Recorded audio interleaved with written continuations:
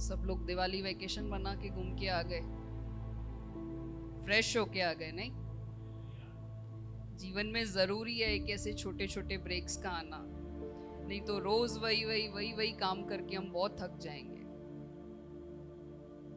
लेकिन हम जहां भी हों, जिस जगह भी हों, उस परमेश्वर की महिमा करने से न चूकें। आमेन। जहां भी मौका मिलता है, जब हम ट्रैवल करते हैं तो रास्ते में कोई साथ है, गाड़ी में जा रहे हैं तो जो ड्राइव कर रहा है वो साथ में है। बहुत सारे लोग हमें मिलते हैं हमारे जीवन के इन अलग अलग पड़ावों पे। प्रभु हर एक जगह अवसर देता है, तो हम न चूकें सुसमाचार सुनाने से। करेंगे हम ऐसा? प्रभु याद भी दिलाता है, पर बहुत जगह शायद हम डरते हैं बोलने से। तो हमें याद रखना है कि मेरी सामर्थ से नहीं, लेकिन उसकी सामर्थ से। अगर मौका वो परमेश्वर दे रहा है तो शब्द भी वो देगा, सिर्फ भरोसा रखना है। आज हम शुरू करते हैं। मैं एक इंसिडेंट बता के शुरू करना चाहूंगी। कुछ दिन पहले हमारी गाड़ी को हमने सर्विस में दिया। तो जिस बंदे को हमने सर्विस पे दिया, तो उसको हमने बोला कि ये इश्यूज हैं, एसी अच्छे से नहीं चल रहा है, हॉर्न में इशू आ रहा है। तो उसने बोला ठीक है मैं रिपेयर करके दे दूंगा। लेकिन जब गाड़ी रिपेयर होके आई, उसने अच्छे से उसको रिपेयर किया नहीं था, अच्छा सर्विस नहीं दिया था। हमने उसको कॉल किया, गोल गोल गोल गोल घुमाए जा रहा है, उल्टे सीधे जवाब दे रहा है, हाँ मैंने किया है, मैं कर दूंगा। तो हमने उसको बोला कि रिव्यूज तो मुझे देने हैं ना, जो रिव्यू देते हैं सर्विस सेंटर्स पे, हमने उसको बोला रिव्यू मुझे देना है, तो मैं सही रिव्यू नहीं दूंगी क्योंकि तूने काम अच्छा नहीं किया है। हम बहुत सारी जगहों पे रिव्यूज देते हैं, जैसे हम उबर करवाते हैं, तो आपको पता हो जब आप नेक्स्ट टाइम उबर करवाओगे तो पहले वाले का रिव्यू पूछेगा कि ऑटो ड्राइवर कैसा था, फिर आप उसको 5 स्टार दे सकते हो। उसमें ऑप्शंस होते हैं, इसका ड्राइवर सही नहीं था, वो फोन करते करते गाड़ी को ड्राइव कर रहा था, बहुत सारी चीजें उसमें आती है। हम कभी शॉपिंग करते हैं ऑनलाइन, तो वहां पे रिव्यूज मांगते हैं कि प्रोडक्ट कैसा था, मटेरियल कैसा था। बहुत सारी जगहों पे हमको रिव्यूज देने को बोलते हैं। तो क्यों हम रिव्यू दें? मेरे रिव्यू से क्या फर्क पड़ जाएगा? कभी सोचा हमने इस तरीके से कि अगर मैंने किसी चीज पे रिव्यू सही या गलत दिया, उससे क्या फर्क पड़ जाएगा? दूसरा बच जाएगा मेरे रिव्यू देने से। एग्जैक्टली आगे के काम को बेहतर बनाने के लिए रिव्यू देना बहुत जरूरी है। एक और इंसिडेंट मेरी फ्रेंड के साथ हुआ। उसने किसी डॉक्टर कंपनी के साथ बात किया था वेट लॉस के रिगार्डिंग। कुछ 50-60 हजार का अमाउंट उसको वहां पे करना था। कोई मशीन ट्रीटमेंट था उसका, जिसमें उन्होंने बताया कि 3 महीने के अंदर की कुछ 2 महीने के अंदर 60 हजार आपको पे करने हैं। 10 किलो तक आपका वेट लूज हो जाएगा और पूरा बॉडी का इंच लॉस हो जाएगा, आप स्लिम दिखोगे बिना किसी साइड इफेक्ट के। उसने अपॉइंटमेंट ले लिया। नेक्स्ट डे उसका अपॉइंटमेंट था, तो उसको हुआ कि रात को शायद मैं उसकी रिव्यूज चेक करूं। उसने रिव्यूज निकाले, वहां पे बहुत सारे नेगेटिव रिव्यूज आए गूगल पे। किसी एक का नंबर मेंशन किया हुआ था। उसने उनको कॉल किया, सामने लेडी को, कि आपने इस डॉक्टर से ट्रीटमेंट लिया हुआ है, आपका नेगेटिव रिव्यू है, तो आप मुझे बताएंगे कि क्या हुआ था। उसने अपना पूरा हिस्ट्री बताया कि मैंने यहाँ पे 60 हजार खर्च किया, उसके बाद 0 रिजल्ट मुझे मिला, कोई रिजल्ट मुझे नहीं मिला। उन्होंने अलग अलग फोटोज डाल के रखे हैं कि इसका ये रिजल्ट, इसका ये रिजल्ट। जैसे आजकल हम एड्स में देखते हैं तो हम प्रभावित हो जाते हैं उनसे कि ये चीज खरीदनी है। इसका जो एडवर्टाइजमेंट होता है वो इतना जोरदार होता है ना कि हम अपने आप को रोक नहीं पाते वो सर्विस या वो प्रोडक्ट लेने से। उसको नेगेटिव रिव्यूज मिले, वो लेडी ने सब बताया कि 60 हजार तो मेरे गए, पर उसके बाद अब मैं नहीं चाहती कि और कोई सेम अवस्था में गिरे, उसका भी नुकसान हो, इसलिए मैंने यहाँ पे नेगेटिव रिव्यू डाल के रखा है कि ये सब जो है ये फ्रॉड है। उसके बाद उस लेडी को सामने कंपनी वालों ने काफी पैसे देने की कोशिश की, डराया धमकाया कि रिव्यूज हटा दो। मेरे कहने का पर्पस ये है, जैसे भैया ने अभी बोला कि जब हम रिव्यू डालते हैं तो हम सामने वाले को उस चीज में गिरने से बचाते हैं। तो हमारे रिव्यू की कितनी वैल्यू है, कितना इंपॉर्टेंट है, अब हम समझ सकते हैं। हम शायद बिना देखे, पहले मैं ऐसा करती थी कि उबर में गए, आता था तो मैं 5 स्टार दे देती थी। फिर मैंने सोचा शायद ये ड्राइवर सही नहीं है, लेकिन मेरी वजह से और कोई गिर सकता है, तो जो सही रिव्यू है हमेशा मैंने वो देना स्टार्ट किया। रिव्यू देना इसलिए जरूरी है क्योंकि पास्ट में जो हमारे एक्सपीरियंसेस हुए हैं, जो घटनाएं हुई है, उसके बेस पे और कोई ठोकर ना खाए। अब आप सोचेंगे कि इन सब का वचन से क्या कनेक्शन है। जब हम ये छोटी छोटी चीजें, हमारे अच्छे बुरे एक्सपीरियंसेस को अगर हम सोचते हैं कि दुनिया में बांटना जरूरी है, तो क्या जो हमारा मसीह जीवन है, चाहे वो पॉजिटिव हो या कई बार हम गिरते हैं तो नेगेटिव हो, तो क्या वो रिव्यू बांटना जरूरी नहीं है हमारे जीवन में? ये रिव्यूज तो हमारे इस लाइफ के लिए जरूरी है, लेकिन मसीह जीवन के जो रिव्यूज हैं वो शायद एक आत्मा को, सिर्फ एक, ज्यादा तो हम नहीं सोच रहे, सिर्फ एक आत्मा को अनंत नरक में जाने से बचा सकती है। सहमत है मेरे साथ? शायद मेरा एक रिव्यू, मेरी एक गवाही, मेरा एक टेस्टिमनी, मेरा एक वचन, मेरी एक बात शायद किसी के जीवन में बदलाव लेके आए।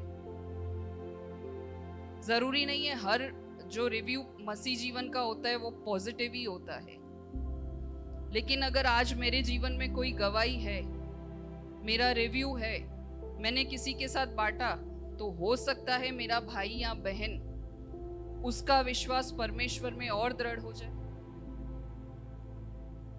लेकिन अगर नेगेटिव रिव्यू भी है, मैं अपने किसी मसीह भाई या बहन से बांटती हूँ कि नहीं, मेरे जीवन में इतने सालों से मैं दुआ कर रही हूँ, परमेश्वर कार्य नहीं कर रहा है, तो शायद वो भाई या बहन मुझे ऊंचा उठाने में मेरी मदद कर दे कि नहीं, तुम्हारी सोच गलत है, प्रभु सही समय पर कार्य करेगा।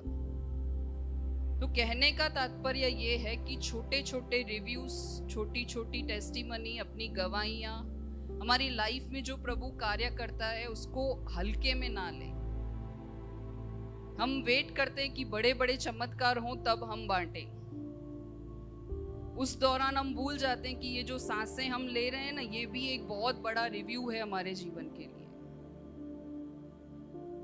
तो जरूरी नहीं है कि बड़े चमत्कारों का इंतजार मैं करूं और वो मैं अपने दोस्तों से, विश्वासियों से, गैर विश्वासियों से बांटूं। बांटने के लिए प्रभु ने हर एक क्षण, हर एक सांस दिया है।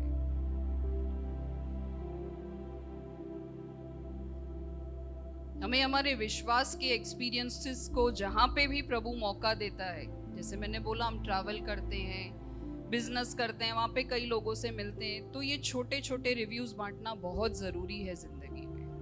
आमीन।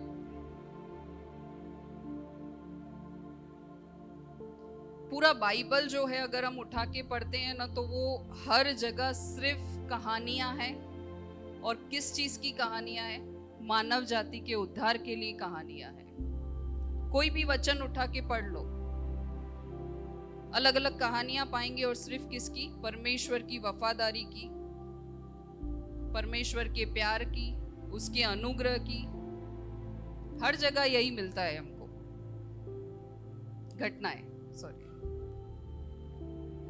तो एक मसीह अनुयायी होने के रूप से, अगर मैं एक मसीह हूं, मैं परमेश्वर का चेला हूं, तो ये मेरा कर्तव्य है कि मैं अपने रिव्यूज को बांटने से ना चूकूं।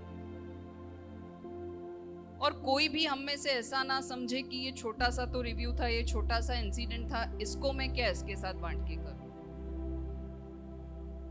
पिछले दिनों मेरे साथ एक घटना हुई थी, शायद आप लोगों को छोटी लगेगी, लेकिन एक कुत्ता मेरे पीछे पड़ गया था। और उसके पहले मैंने सुना था उसने हमारी सोसाइटी में 3-4 लोगों को खूना खून कर दिया था। तो जब वो मेरे पीछे पड़ा ना, तो मुझे स्वर्ग, नर्क, प्रभु सब वहीं याद आ गया था।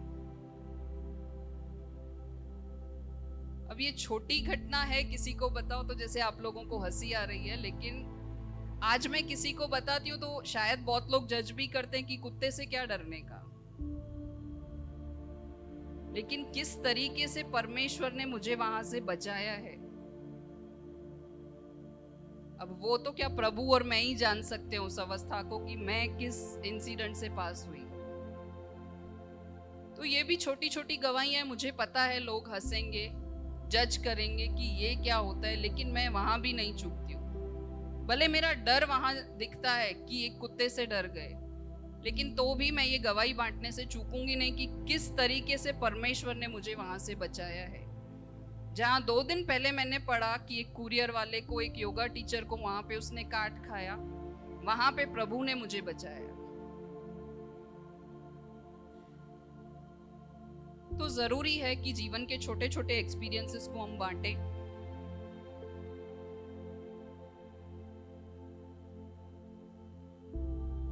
पॉजिटिव, नेगेटिव, हर एक एक्सपीरियंसेस लाइफ में होंगे।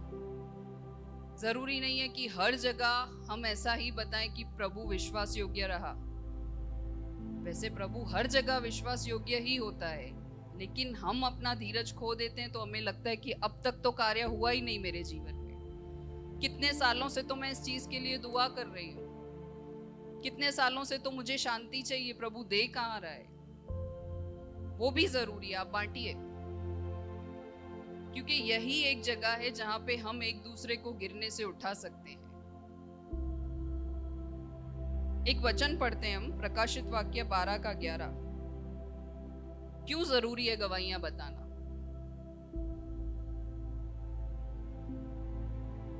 प्रकाशित वाक्य 12 का 11। और वो मेमने के लहू के कारण और अपनी गवाही के वचन के कारण, फिर से पढ़ेंगे, और वो मेमने के लहू के कारण और अपनी गवाही के वचन के कारण उस पर जयवंत हुए, और उन्होंने अपने प्राणों को प्रिय ना जाना, यहां तक कि मृत्यु भी सह ली। यहां पे क्या कह रहा है? अपनी गवाही के वचन के कारण उस पर जयवंत हुआ। हमारी गवाहियों की वजह से हम जयवंत होते हैं, प्रभु को जयवंत बनाते हैं। और हमारी गवाहियां हर जगह हम यही बताते हैं कि प्रभु का करुणा, उसका प्यार, वो कितना पावरफुल है। क्योंकि आज हम ये चीजें समझ सकते हैं, क्योंकि मैं जानती हूं हम में से हर एक की लाइफ की एक अलग अलग गवाही है प्रभु में आने की।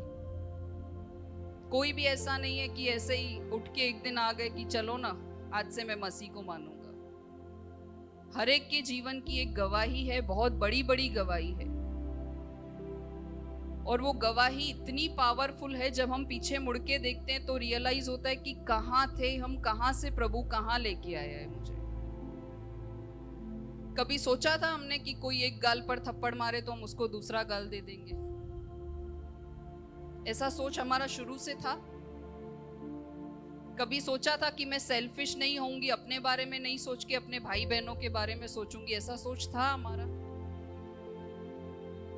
तो ये कोई छोटी गवाही नहीं है, हमारा जीवन परिवर्तन उस परमेश्वर ने किया है। तो ये बहुत बड़ी बड़ी गवाहियां हैं। गवाही का मतलब ही वही है कि जो चीजें, जो कार्य परमेश्वर ने मेरे जीवन में किया है,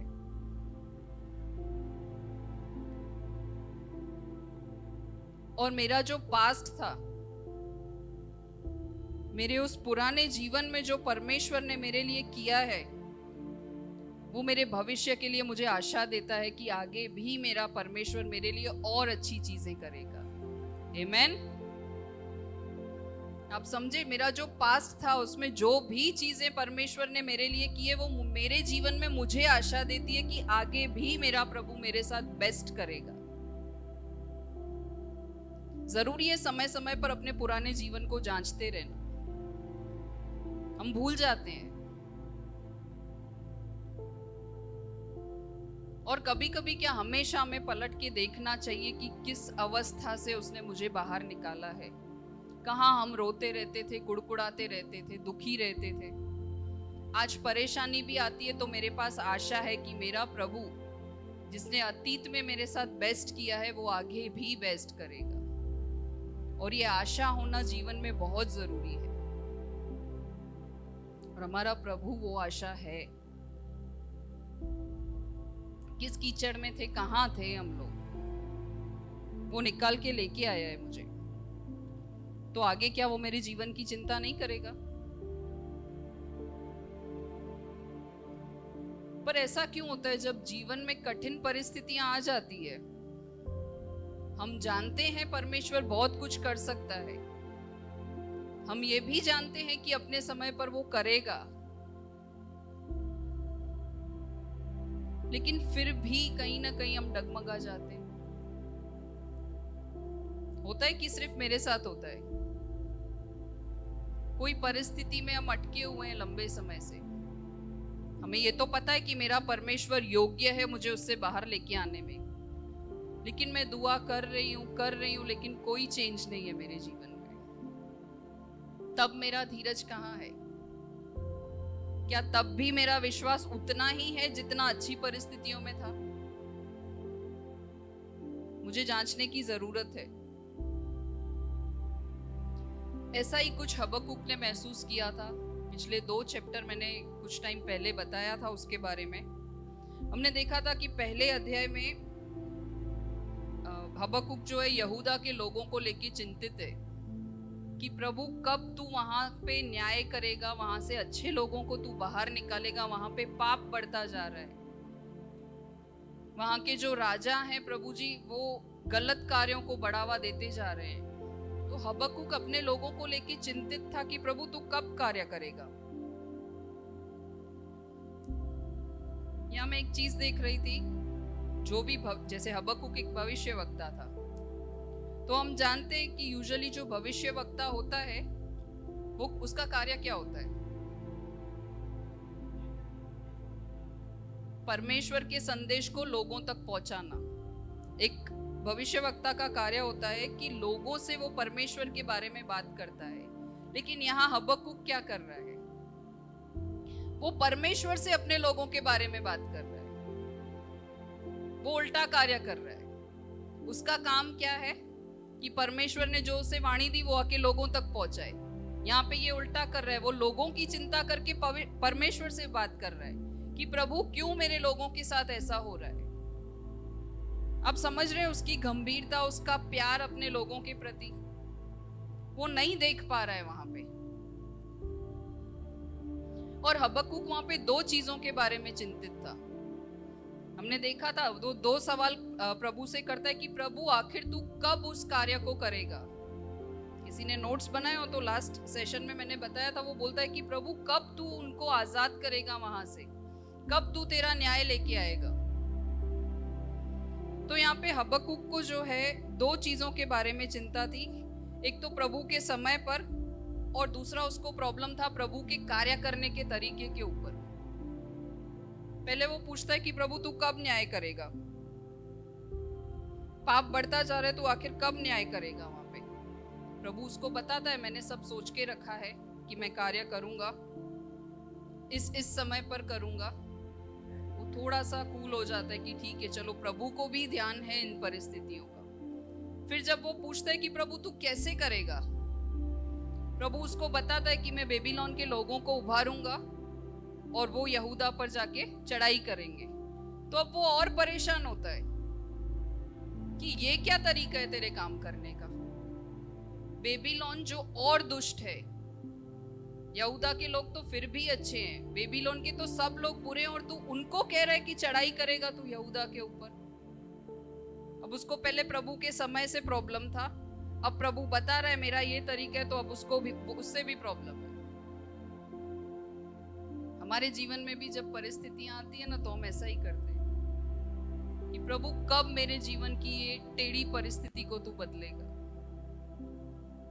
फिर जब प्रभु कार्य करना शुरू करता है तो हमारी बुद्धि वहां पे काम करती है। ऐसे थोड़ी बोला था मैंने प्रभु इस चीज का सॉल्यूशन लेके आ, तुझे ऐसे नहीं, तुझे इस तरीके से कार्य करना है। हम प्रभु के टीचर बन जाते हैं, बनते हैं। ऐसा किया है कि प्रभु जब रास्ता निकाल कर देता है तो हम बोलते हैं कि प्रभु ऐसे थोड़ी करना था, हमको सॉल्यूशन से मतलब नहीं है, मेरे तरीके से वो सॉल्यूशन निकलना चाहिए, उससे मतलब है। जब प्रभु के आगे परेशानी जाती है तो उस पर छोड़ दो, उसको हर एक चीज का ध्यान है। वो देखता है कि मेरा बच्चा परेशानी में है, उसे पता है किस तरीके से निकालना है। उस परिस्थिति के द्वारा वो हमें कुछ सिखाना चाहता है, पर हम धीरजहीन हो जाते हैं। हम प्रभु पर संदेह करने लगते हैं, उसके मेथड्स हमको समझ नहीं आते। तो यहाँ हबक्कुक का भी यही हाल है कि प्रभु ऐसे कैसे तू बेबीलोन को उभारने पर है। लेकिन ये बात का ज्ञान होना बहुत जरूरी है कि परमेश्वर हमारा हर संदेह, हमें जो उस पर डाउट है, हम जब गुस्सा करते हैं, हमारा दुख, हमारा आर्ग्यूमेंट्स, सब कुछ वो हैंडल कर सकता है। आमेन। मेरा हर एक संदेह जो मैं उस पर करती हूँ, मैं उसके साथ जो डिस्कशन करती हूँ, मैं जब उस पर डाउट करती हूँ, वो सब चीजों को हैंडल करने वाला परमेश्वर है। जब भी ऐसा समय आए ना कि प्रभु पर संदेह होता है कि कार्य करेगा कि नहीं करेगा, बहुत से लोगों का ये रिएक्शन होता है कि प्रभु को छोड़ दो, वापस वही पुराने जीवन में चले जाओ। यहाँ पर रुककर सोचने की जरूरत है कि आप लड़ो ना प्रभु से। हबक्कुक ने सवाल पूछे ना, आर्ग्यूमेंट किया उसके साथ कि क्यों ऐसा कर रहा है, मुझे नहीं समझ आ रहा है। तो लड़ो ना परमेश्वर के साथ। वो कहां से किस तरीके से आपको खींच के लाया है वो सिर्फ वही जानता है। तो उस गंदगी में वापस क्यों जाना है मुझे छोड़ के ये सब चीजें। मेरा जीवन पूरा परमेश्वर ने बदला, तो क्या मैं एक छोटी चीजों के लिए उसके साथ आर्ग्यूमेंट नहीं कर सकती कि प्रभु तू गलत कर रहा है मेरे साथ। उसके आगे रोना है, मुझे लड़ना है, ना कि मुझे पीठ दिखा के वापस अपने पुराने जीवन में जाना है। बहुत गलत है ये। दो ही ऑप्शंस प्रभु देता है, या तो आओ, सवाल लेके आओ, संदेह लेके आओ, मैं हैंडल कर सकता हूं, या पुराने जीवन में वापस चले जाओ। तभी मैंने कहा कि पीछे मुड़ के समय समय से अपने जीवन को देखना चाहिए, तब रियलाइज होगा कि प्रभु ने क्या दिया है मुझे अभी। वरना बहुत इजी है कि जब परिस्थितियां विपरीत है तो पहला काम संडे को जाना बंद, वर्शिप बंद, गाना सुनना बंद, पुराने जीवन में वापस उन्हीं झंझटों में फंस जाना, वापस वही जो करते थे हम लोग, अलग अलग चीजें, वही सब वापस दोहराना, वही पंडित बाबाओं इनके चक्करों में फंस जाना। जब परमेश्वर ने, हमने देखा, खुद का देह दे दिया, खुद को दे दिया, तो हमें पुराने मनुष्यत्व में जाना क्यों है। आप लड़ो, परमेश्वर अथॉरिटी देता है, उसके साथ झगड़ो, उससे मांगो। हबक्कुक के जो तीनों अध्याय है ना, उन तीनों चैप्टर से प्रभु अलग अलग सीख हमें देता है। पहला चैप्टर जब हमने देखा था, उसमें प्रभु क्या दिखाता है? वंडरिंग दिखाता है, आश्चर्यचकित होना दिखाता है। जब हबक्कुक उसको बताता है परमेश्वर को कि ये सब हो रहा है, क्या प्रभु को नहीं पता था कि यहूदा के लोग किस तरीके से जी रहे हैं, किन बंधनों में फंसे हुए हैं। लेकिन फिर भी यहूदा उसके पास जाता है, बताता है प्रभु यहाँ पर पाप बढ़ रहा है। प्रभु उसको उत्तर देता है कि बेटा मुझे सब ध्यान है, मैं इस तरीके से निकालूंगा। वहां पर हबक्कुक आश्चर्यचकित हो जाता है कि प्रभु तू यहूदा के लोगों को बचाने के लिए तू बेबीलोन को उभारने वाला है, कैसा प्लानिंग है तेरा। वो बिल्कुल शॉक रह जाता है। हमारे जीवन में भी कभी कभी हम कुड़कुड़ाते हैं कि ये मेथड नहीं था मेरी परेशानी को सॉल्व करने का, लेकिन जब उसका रिजल्ट आता है, जब प्रभु हमें उस परिस्थिति से बाहर निकलता है, तब हम शॉक होते हैं कि अरे ये प्लानिंग था प्रभु का, इस तरीके से प्रभु को लेके आना था। तो पहले चैप्टर में प्रभु आश्चर्यचकित होकर कर हबक्कुक को सिखाता है कि मैं इस तरीके से काम करने वाला हूं। दूसरा चैप्टर उसके बाद हमने देखा था, तो हबक्कुक वहां पर इंतजार करता है। प्रभु सिखाता है कि मैं हर चीज समय पर करूंगा। हबक्कुक इंतजार करता है कि सारी बातें, एक वचन में हमने देखा था, हबक्कुक के चैप्टर 2 और वर्स 3 में लिखा था कि प्रभु कहता है कि वहां पट्टियों पर जाकर साफ साफ लिख दे कि क्या होने वाला है। ताकि आते जाते हर कोई राहगीर उसको पढ़ सके। मीन्स परमेश्वर जो अपने कार्य करने के तरीके है वो छुपा कर नहीं करता, वो बताकर करता है। और वहां पर हबक्कुक को सिखाता है कि तू इंतजार कर, मैं सही समय पर सारी चीजें करूंगा, मुझे भी अपने लोगों का ध्यान है। चैप्टर 2 से हमें वो सिखाता है कि इंतजार करो, परमेश्वर से दूर मत भागो। संदेह आता है तो संदेह करो, लेकिन साथ में इंतजार भी करो।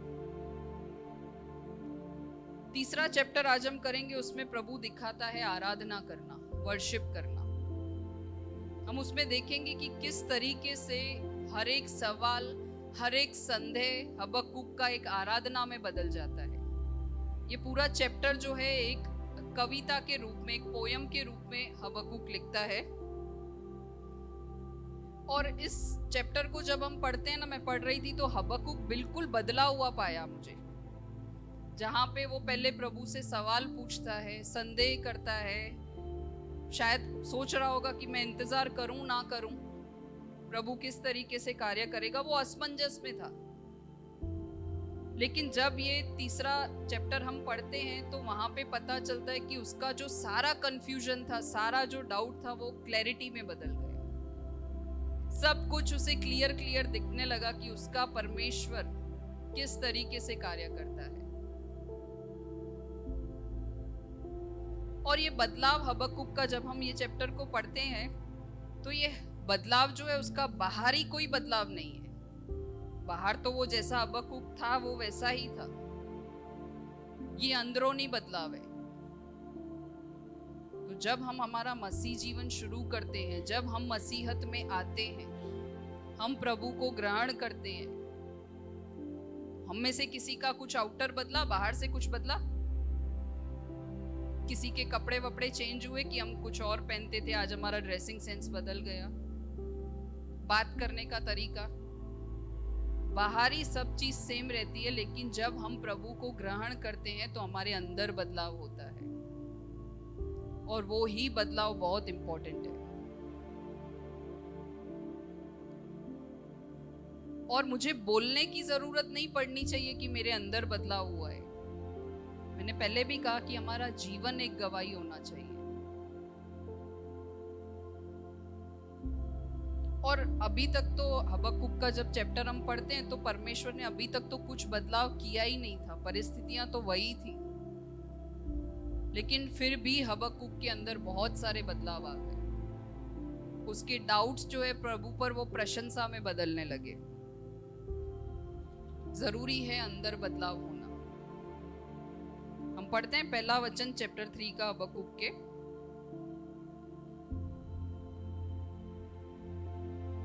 बहुत सुंदर कविता के रूप में हर एक वचन हबक्कुक ने यहाँ पर लिखा है। शिग्योन की रीत पर हबक्कुक नबी की प्रार्थना।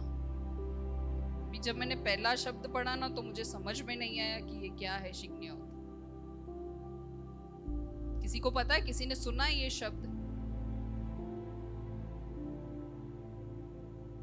कभी रूटीन लाइफ में सुना है ये शब्द? इसके बारे में ज्यादा कुछ एक्सप्लेनेशन नहीं था। जब हम, आपने कभी देखा हो कोई गाने के म्यूजिक कंपोज करते हैं तो अलग अलग सिंबल्स आते हैं, म्यूजिक के सिंबल्स होते हैं अलग अलग, नोट्स बोलते हैं उसको। तो शिग्योन जो है एक म्यूजिक का सिंबल है। इसका कहने का तात्पर्य ये है कि हबक्कुक गाने की तरीके से प्रभु से प्रार्थना कर रहा है। वो म्यूजिकल नोट लेकर वो प्रार्थना कर रहा है। जब हम कभी नहीं चलते चलते गुनगुनाते हैं, आराधना के गीत गाते हैं, तो वो म्यूजिकल नोट लेकर हबक्कुक यहाँ पर प्रार्थना कर रहा है। ये एक धुन है। दूसरे एक ट्रांसलेशन में ऐसा भी लिखा था कि जब हमारे अंदर बहुत सारे इमोशंस उमड़ते हैं, होता है कभी ऐसा, हम बहुत खुश होते हैं बिना वजह, या शायद कोई वजह भी होती है, हम गुनगुनाने लगते हैं, गाने लगते हैं। या कभी हम बहुत दुखी होते हैं तो हमको 90s के गाने याद आते हैं, अच्छा सिल्ला दिया, आते हैं याद ऐसे। तो जब हमारे अंदर इमोशंस का भंडार उमड़ता है ना तो म्यूजिक निकलता है, फिर चाहे वो खुशी का हो या दुख का हो। यहाँ पे हबक्कुक के अंदर भी इमोशंस का भंडार भरा हुआ है, वो उमड़ रहा है इमोशन से, वो रोक नहीं पा रहा है खुद को प्रभु की प्रशंसा करने से। इसलिए यहाँ पे ये शब्द लिखा था कि वो बताने के लिए कि वो गाकर प्रभु की प्रशंसा कर रहा है और प्रार्थना कर रहा है।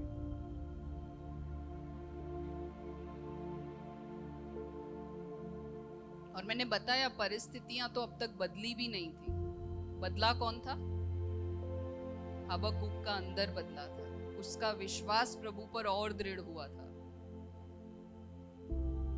वो प्रभु की महिमा करने से खुद को रोक नहीं पाया। वो गीत गाता है, वो प्रार्थना करते करते गीत गाता है प्रभु के लिए।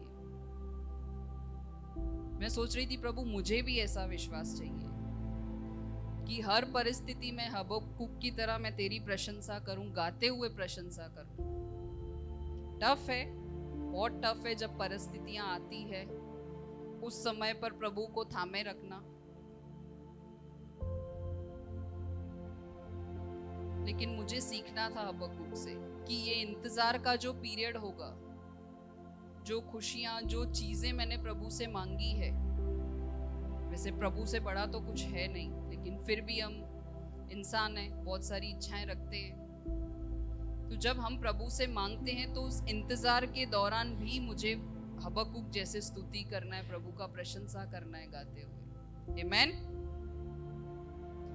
मुझे ऐसा सीखना है हबक्कुक के जीवन से कि चाहे सड़क बहुत दूर तक लंबी दिखती हो, रास्ता लंबा दिखता हो, और होता है ना कभी हम यूं गुफा के अंदर होते हैं, जैसे हम ट्रेन में जाते हैं तो फुल अंधेरा होता है, दूर हमें रोशनी दिखती है लेकिन अब तक पहुंचने में देर है।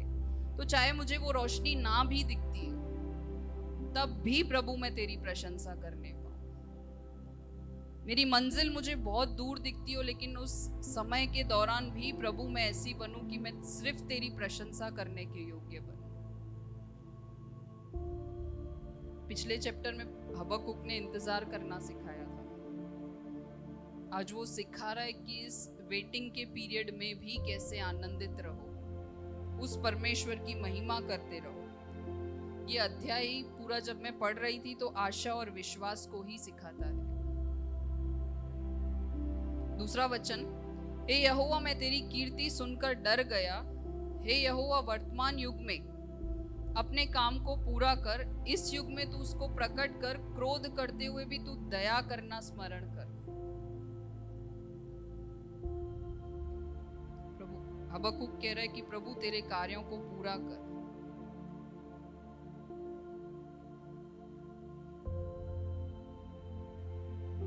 वो कहता है कि भले ही मैं नहीं जानता तेरा मेथड क्या है, तू किस तरीके से मुझे पहुंचाएगा, मेरी प्रार्थनाओं को सुनेगा, मुझे कुछ होता हुआ नहीं दिख रहा है, परिस्थितियां वही है। कभी कभी होता है ना कि थोड़ा सा चेंज आता है परिस्थितियों में तो हमको लगता है कि हाँ अब शायद कुछ होने वाला है, और कभी ऐसी परिस्थितियां होती है कि सालों साल हम दुआ कर रहे हैं लेकिन कुछ बदलाव नहीं आ रहा है। उस समय के दौरान भी मुझे तेरी प्रशंसा करनी है।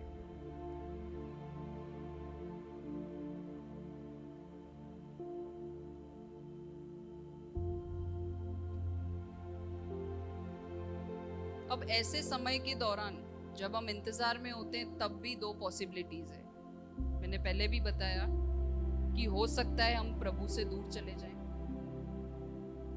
क्योंकि मुझे दिख ही नहीं रहा है कार्य होता हुआ। मैं मेरे समय पर डिपेंडेंट हूं कि मेरे समय के हिसाब से काम होना चाहिए, लेकिन नहीं हो रहा है। मैं वापस अपने उस गंदे जीवन में चली जाऊं या फिर मैं उस परेशानियों में, उस परिस्थितियों में और दृढ़ हो जाऊं। दो ऑप्शंस है मेरे पास। प्रभु ने पहले भी कभी नहीं रोका था कि आओ मेरे पास, क्योंकि अगर वो जबरदस्ती करता तो वो रोबोट होता, वो हमें रोबोट बना देता कि आओ मेरी आराधना करो, मेरी प्रशंसा करो। उसने हम सबको फ्री विल दिया है। तो जब परिस्थितियां विपरीत आती है तब भी दो अपॉर्चुनिटीज हैं, दो चीजें हमारे पास, या तो आप लौट जाओ या फिर उन दुख, परेशानियों और पीड़ा में अपने विश्वास को और दृढ़ करो। उस वेटिंग पीरियड में अपने आप को और मजबूत बनाओ। और मैंने ऐसी गवाहियां हमारी कलेशिया में ही सुनी है। मैंने देखा है कि जहां पे घर वाले, बाहर वाले सब धिक्कार देते हैं, इतने टैलेंट्स होने के बाद भी हमको जीरो का सिंबल दिया जाता है, हमको दूसरों के साथ कंपेयर किया जाता है। मैंने देखा है, यहाँ पे देखा है।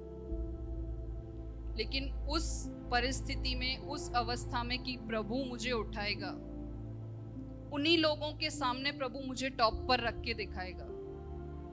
उस इंतजार के दौरान मैंने उन लोगों को दृढ़ होते देखा है, मैंने उनसे सीखा है। और मैं ऐसा नहीं बोलती कि खुशी खुशी उन्होंने उस चीज को एक्सेप्ट कर लिया कि हाँ मुझे जीरो का दर्जा दे दिया। हम इंसान हैं, हम रोते हैं, दुखी होते हैं, जब अपने ही हमारे ऊपर ऐसे आर्ग्यूमेंट्स करते हैं, हमारे ऊपर खंजर भोंकते हैं, तब हमें दुख होता है। लेकिन मैंने ऐसी गवाहियां देखी है कि उस वेटिंग पीरियड में उनका विश्वास और दृढ़ होता गया है परमेश्वर, और मुझे सीखने मिलता है उनसे।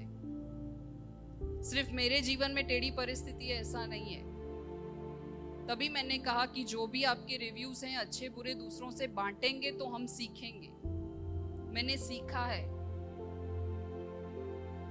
कि जब जीरो का दर्जा दिया जाता है, हमें कुछ नहीं समझा जाता, इतना कुछ सबके लिए करने के बाद भी कोई प्रशंसा नहीं मिलती है, तब वो जो इंतजार का पीरियड होता है, तब मैंने विश्वास को और दृढ़ होते देखा है।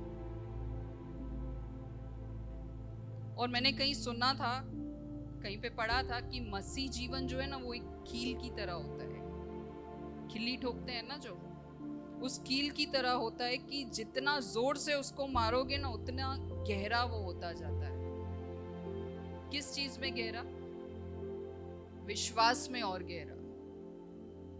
जब मसीह जीवन में, जब मसीहों पर उनको परेशान किया जाता है, अब हमें तो प्रभु ने बांध के रखा है अपने वचन में कि हमें किसी के साथ बुरा नहीं करना है, वो सिखाता भी यही है, हम सीख भी जाते हैं। तो जब हमारे ऊपर ऐसी परिस्थितियां आती है कि हमें नीचे दबाया जाता है, हमें उस कील की तरह ठोका जाता है, तब हम और अंदर जाते हैं विश्वास में। वो विश्वास और दृढ़ और गहरा होता जाता है। जितना जोर से मारेंगे विश्वास उतना गहरा होता जाएगा। जितनी टेढ़ी परिस्थितियां, उतना गहरा रिश्ता प्रभु से होता जाता है। और नहीं होता, मैंने बोला 2 पॉसिबिलिटीज है, तो करो, बात करो। एक गिरता है तो दूसरा उठाता है।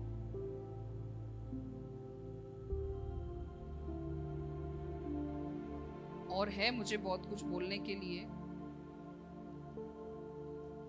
नेक्स्ट सेशन में हम इसके बारे में सीखेंगे। तब तक हम ये चीज जरूर लेके जाएं कि जब परिस्थिति विपरीत आएगी, जब मुझ पर और सताव आएगा, जब मुझे कुछ नहीं समझा जाएगा, तब मुझे पीछे नहीं मुड़ना है, मुझे मेरा विश्वास और गहरा करना है। जितना जोर से मारोगे उतना मैं अपने आप को और उठाने की कोशिश करूंगी।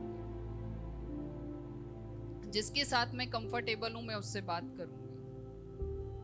नहीं कंफर्टेबल रखता, परमेश्वर तो है ही, मैं उससे मांगूंगी। और इस इंतजार के दौरान मैं अपने आप का विश्वास और दृढ़ करूंगी। करेंगे हम ऐसा? बहुत कुछ है अभी तो हबक्कुक के जीवन से सीखना, बहुत कुछ सिखाता है और हर एक के जीवन से हम सीख सकते हैं। मैंने जैसे बताया ना, मैंने यहाँ पर गवाहियां देखी, उससे मुझे सीखने मिलता है। कभी कभी ऐसा हो जाता है ना कि सामने वाला जब अपनी परिस्थिति बताता है तो मुझे लगता है कि मेरे साथ भी तो यही हो रहा था। तो उसका एक छोटा रिव्यू, उसकी एक छोटी गवाही हमारे जीवन को बदल सकती है, या हमारी गवाही सामने वाले के जीवन को बदल सकती है। आइए हम दुआ करते हैं।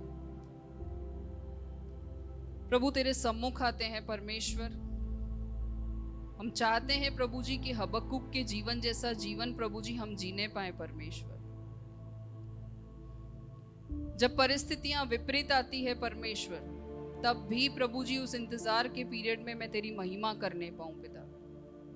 सिर्फ खुशी और आनंद के समय में नहीं परमेश्वर, लेकिन हर एक समय प्रभु जी मैं तेरी महिमा करने पाऊं, क्योंकि तू उस महिमा के योग्य है परमेश्वर। तेरे अलावा प्रभु जी कोई भी उस महिमा को, उस आराधना को डिजर्व नहीं करता परमेश्वर। चाहे मेरे जीवन के कार्य हो या ना हो,